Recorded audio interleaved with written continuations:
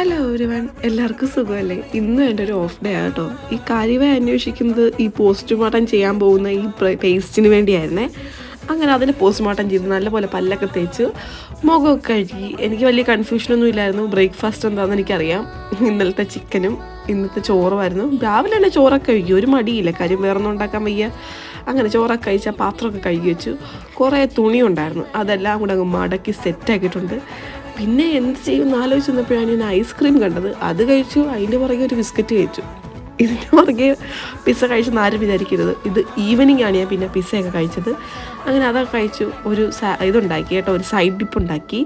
അത് ഈ കാണുന്ന ഇൻഗ്രീഡിയൻസ് ഒക്കെ വെച്ച് ഞാൻ തന്നെ ഉണ്ടാക്കിയ ഒരു സൃഷ്ടിയാണ്. വലിയ കുഴപ്പമൊന്നുമില്ല, എന്നാൽ കുറച്ച് എരിവായിപ്പോയി. അങ്ങനെ അടുത്തത് ഈവനിങ് ആയപ്പോൾ കുളിച്ചു. പിന്നെ അൽഫാമും കുബൂസുമാണ് ഞാൻ ഉദ്ദേശിച്ചത്. പക്ഷേ അത് ചപ്പാത്തിയും ചിക്കൻ ഫ്രൈയും ആയിപ്പോയി. എനിവേ അതൊക്കെ ഞാൻ കഴിച്ചു കേട്ടോ. സോക്സൊക്കെ ഇട്ട് സുഖമായി